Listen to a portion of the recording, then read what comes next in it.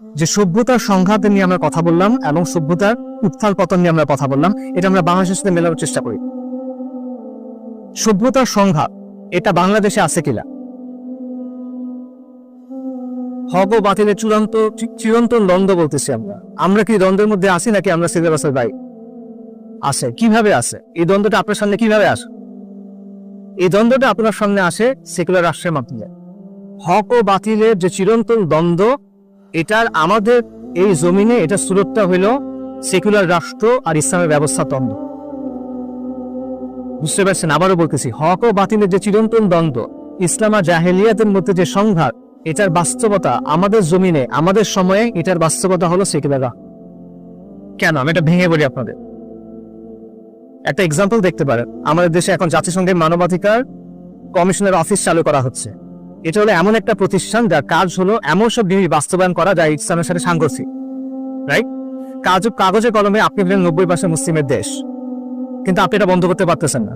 আপনাকে এটা জিজ্ঞেস করা হয় না, এটা বাস্তবায়ন করা হচ্ছে। এটা কেন? কারণ এটা সেই দ্বন্দ্বটা আপনার এখানে আছে। সেকুলার রাষ্ট্রের কারণে আপনি এটা করতে পারতেছেন না। দেখেন, ইসলামের সবচেয়ে ব্যাপক বহিঃপ্রকাশটা কিভাবে হয়?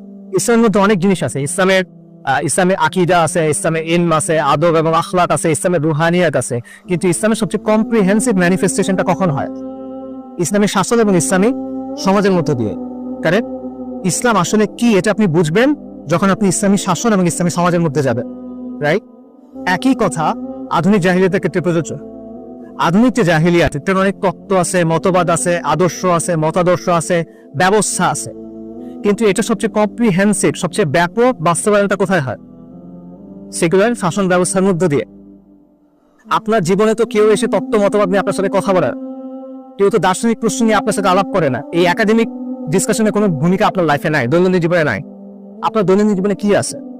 শিক্ষা ব্যবস্থা, অর্থনৈতিক ব্যবস্থা, প্রশাসন, আইন, বিচার, রাইট? মিডিয়া, সংস্কৃতি, কাঠামো কিছু। এই কাঠামোগুলো কি দিয়ে চালিত হয়?